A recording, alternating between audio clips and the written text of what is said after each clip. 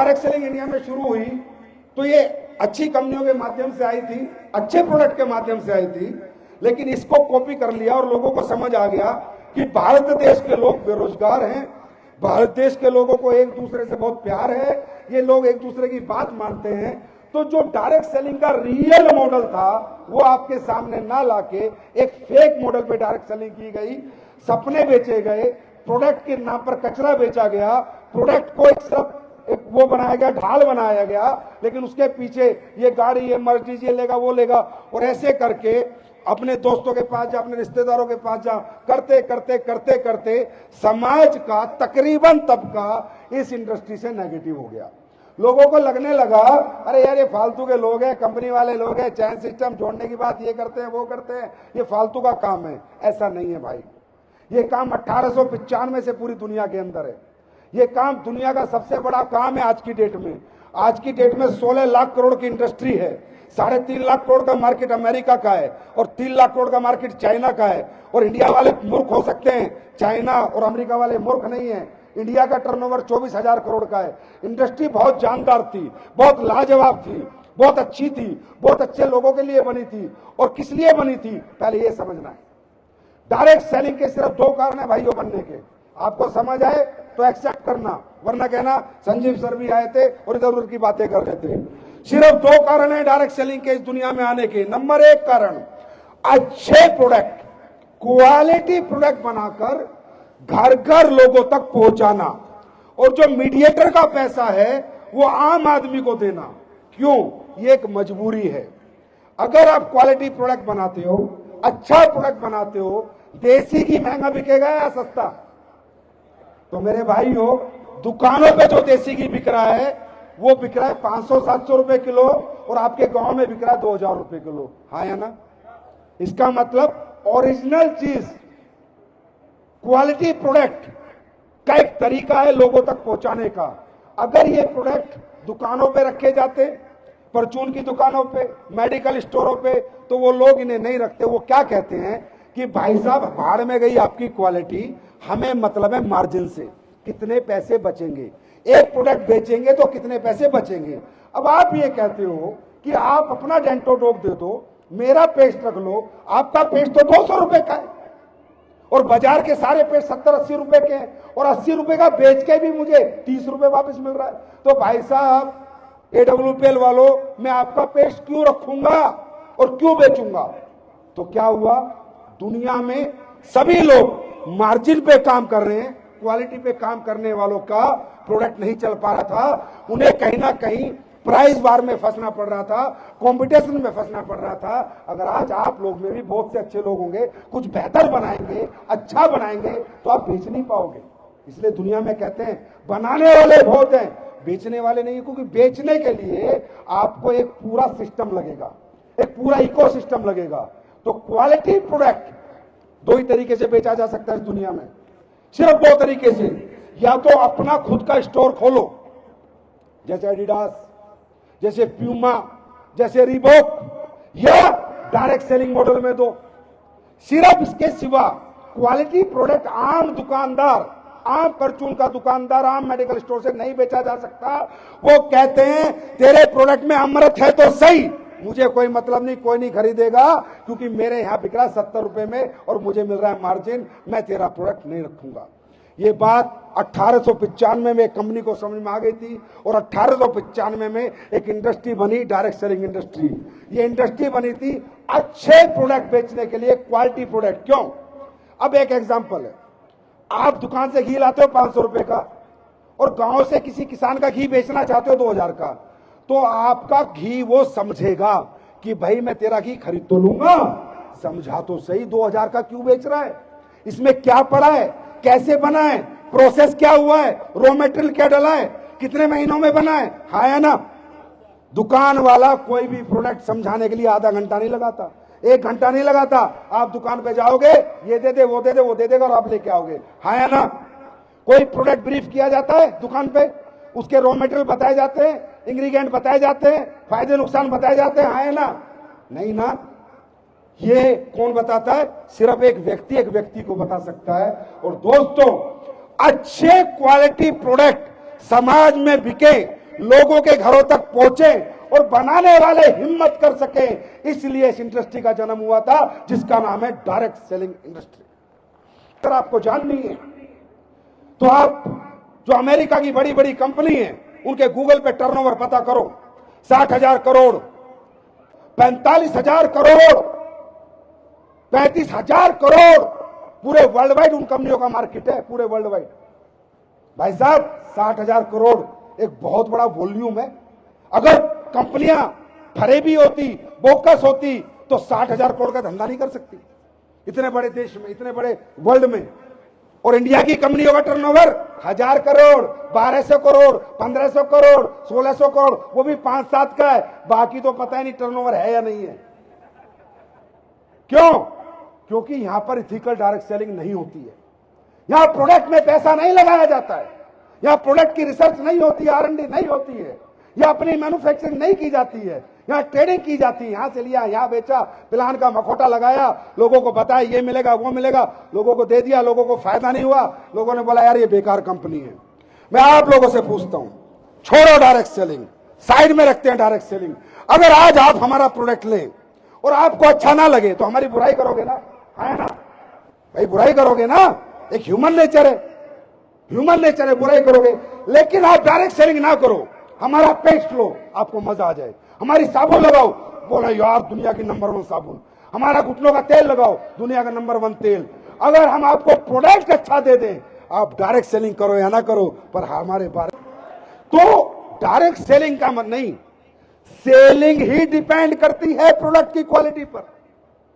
अगर प्रोडक्ट में क्वालिटी नहीं है तो कंपनी कभी बड़ी नहीं बन सकती। एप्पल पहले क्वालिटी प्रोडक्ट बनाता है, फिर बेचकर पैसे बिक जाता है। आया ना? अगर आपको फायदा होगा प्रोडक्ट से तो 10 लोगों को आप अपने आप ही बताओगे, 20 लोगों को अपने आप ही बताओगे, यार बड़ा अच्छा प्रोडक्ट है, मेरा लीवर ठीक हो गया, मेरे डायबिटीज में फर्क पड़ गया, मेरे घुटनों में फर्क पड़ गया, मेरे हार्ट में फर्क पड़ गया, यार मेरी फसल अच्छी हो गई, मेरा खेत अच्छा हो गया। हाँ या ना? मालूम है क्यों? क्योंकि महाराष्ट्र अच्छाई और सच्चाई की वजह से ये नकली और बोकस कंपनियों का सबसे सॉफ्ट टारगेट रहता है। सबसे ज्यादा नकली और झोलर कंपनियां महाराष्ट्र में बेचना नहीं बता रहे। आप कह रहे हो संजीव सर आप प्रोडक्ट लेके आओ और आप पैसे दे रहे हो जो मैं मांग रहा हूं, तो भाई मेरा भी फर्ज बनता है मैं वही रिजल्ट दूं जो आप मांग रहे हो। जब आप पैसे को मना नहीं कर रहे तो मैं क्वालिटी को मना क्यों कर रहा हूं? क्योंकि कहीं ना कहीं मेरे मन में फरेब है, कहीं ना कहीं मैं बेईमान हूं, कहीं ना कहीं डायरेक्ट सेलिंग के मॉडल का फायदा उठाकर जनता को, लोगों को मूर्ख बना रहा हूं। और ये काम जब मैंने इस इंडस्ट्री में होते देखा था, आज आपको सच बताता हूं, इस पवित्र भूमि से 1 साल के लिए मैंने डायरेक्ट सेलिंग से संन्यास ले लिया था। मैं इस इंडस्ट्री से नफरत करने लगा था, इसकी तरफ देखने का मेरा मन नहीं करता था, मगर साले झोलर प्रोडक्ट बेचकर लोगों का बेवकूफ बनाते हैं। और 1 साल जब मैंने रिसर्च करी और मुझे पता चला अरे ये इंडस्ट्री तो बहुत पवित्र है, अगर इसमें क्वालिटी प्रोडक्ट बनाए जाए, अच्छे प्रोडक्ट बनाए जाए तो ये देश की जनता जहां विजय रथ जा रहा है। मेरे भाई बुलाते हैं 5,000, आते हैं 10,000। क्यों? क्या दिया हमने? सबको चेक नहीं आ रहा है, सबके घर पैसे नहीं आ रहे, लेकिन जिसके घर प्रोडक्ट गया है वो मान रहा है कि यार किसी कंपनी ने कोई प्रोडक्ट बनाया है। बोला विश्वास करो, विश्वास करो, नहीं बिल्कुल मत करो, किसी पे विश्वास मत करो। आज के लोग बड़े हरामी हैं। विश्वास करो सिर्फ अपने आप पर, विश्वास करो अपनी समझ और अपने सोच पर। विश्वास कब करो? पहले इस्तेमाल करो फिर विश्वास करो। दोस्तों इस इंडस्ट्री के बनने का ये था, अच्छे क्वालिटी प्रोडक्ट लोगों के घरों तक पहुंचाना। और दूसरा कारण था जो बहुत इंपॉर्टेंट है आज आपको समझना, इस देश के नहीं पूरी दुनिया में जितने भी लोग हैं, और वो गरीब है, मिडिल क्लास है, अपर मिडिल क्लास है, गरीब नहीं भी है, और कोई एक्स्ट्रा इनकम करना चाहते हैं, बड़ा पैसा कमाना चाहते हैं, लेकिन वो उनके पास टैलेंट नहीं है, वो पढ़ नहीं पाए, इंजीनियर, डॉक्टर, IAS, IPS नहीं बन पाए, उनके पास पैसा नहीं है लगाने के लिए, उनके पास कोई टैलेंट नहीं है डांसर, बॉक्सर, क्रिकेटर बनने का। एक ऐसा समाज का तबका है जो ये मान चुका कि मुझसे अब कुछ नहीं होगा, मेरी उम्र निकल गई, मेरा समय निकल गया, मैं पढ़ नहीं पाया, मैं लिख नहीं पाया, मुझ में कोई टैलेंट नहीं है। एक ये बात। और दूसरी बात, इस इंडस्ट्री ने आपको एक ऐसा फॉर्मूला दिया जो हर कामयाब आदमी की जिंदगी में लगता ही लगता है, और वो फॉर्मूला एक मिडिल क्लास या एक आम आदमी की जिंदगी में नहीं लगता। उसके लिए लाखों करोड़ों रुपया खर्च करना पड़ता है। वो क्या है दोस्तों?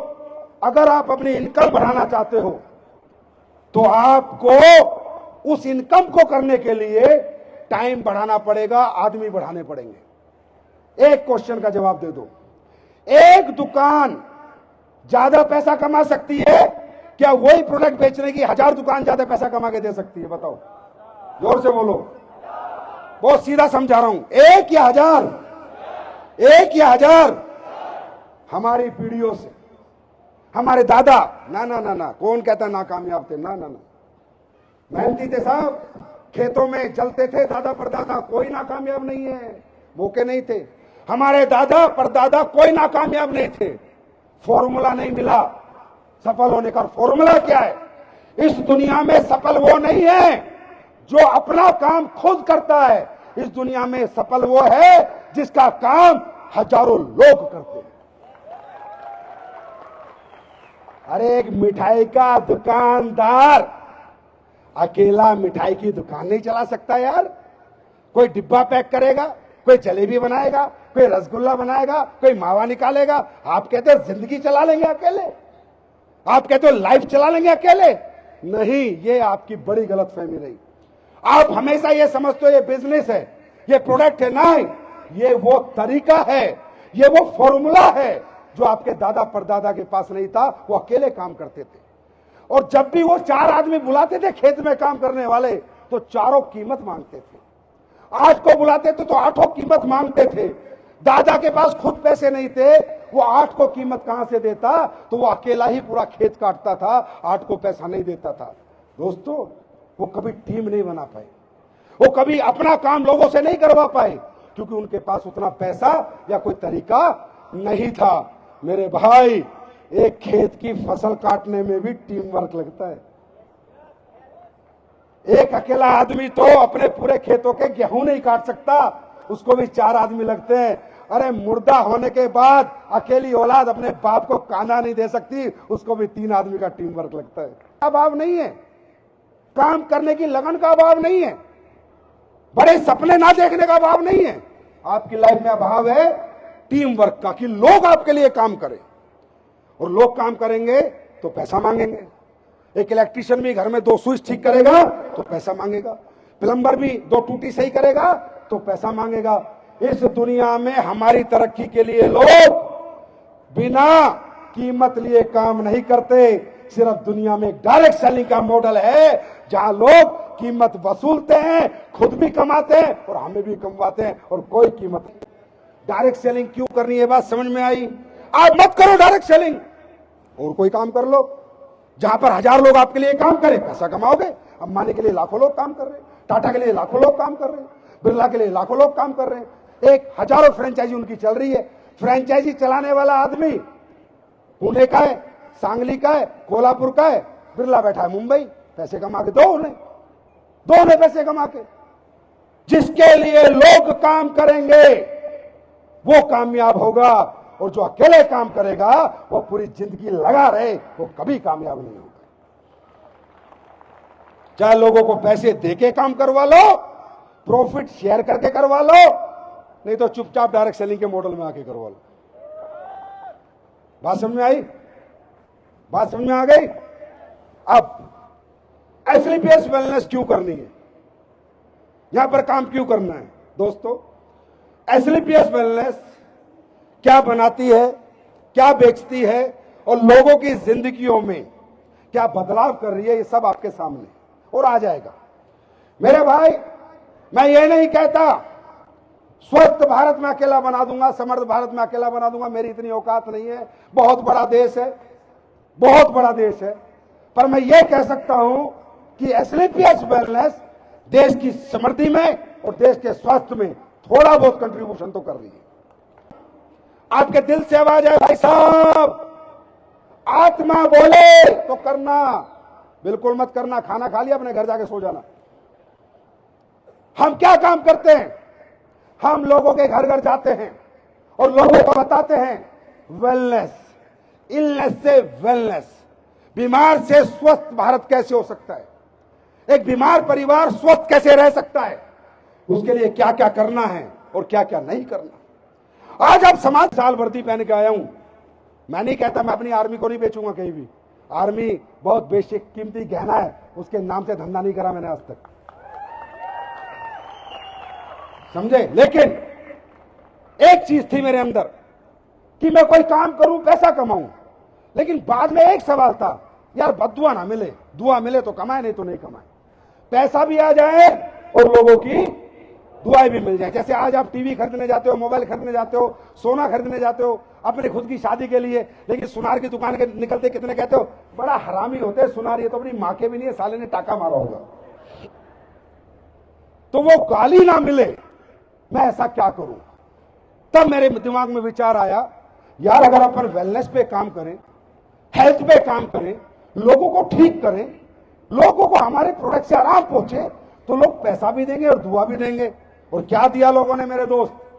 तब मैंने सोचा मैं काम करूंगा वेलनेस इंडस्ट्री में, मैं काम करूंगा आयुर्वेदिक प्रोडक्ट के साथ, मैं काम करूंगा फूड न्यूट्रिशन सप्लीमेंट के साथ, मैं काम करूंगा जहर मुक्त खेती के लिए कि हमारा किसान डाई यूरिया से बचे, जहर डालना खेतों में बंद करे और बायो फर्टिलाइजर डाले, ऑर्गेनिक खेती करे। मैं काम करूंगा देश की अंग्रेजी कंपनियां जो हमारे बाथरूमों में घुसी हुई हैं उनको बाहर निकालने के लिए। मैं काम करूंगा जो नकली मसाले बेच रहे हैं उनको असली मसाले में कन्वर्ट करने के लिए, क्योंकि मसाला दुनिया की सबसे बड़ा एंटीऑक्सीडेंट। 2014 में हम ये काम लेके आए, ये इंडस्ट्री लेके आए। हमने क्या बनाया? आयुर्वेदिक प्रोडक्ट बनाए, न्यूट्रा सप्लीमेंट बनाए, जहर मुक्त खेती के प्रोडक्ट बनाए, आपके बाथरूम के प्रोडक्ट बनाए, आपकी किचन के मसाले बनाए और घर घर जाके हमने लोगों को दिया। और क्या बोला सुनो कि भाई साहब स्वस्थ रहना है। गलत है, मैं नहीं कहता एलोपैथी के नहीं, बहुत अच्छे हैं, एलोपैथी भी अच्छी है, वो अपना रोल निभा सकती है। एलोपैथी कंट्रोल कर सकती है पर आयुर्वेदा जड़ से मिटा सकती है। घर घर डायबिटीज है, घर घर घुटने का दर्द है, घर घर लीवर की प्रॉब्लम है, घर घर हार्ट की प्रॉब्लम, हाँ है ना। और एक आदमी जो कमा रहा है उसका एक बड़ा हिस्सा बीमारी को ठीक करने में जा रहा है। क्या मैं गलत हूं या सही हूं?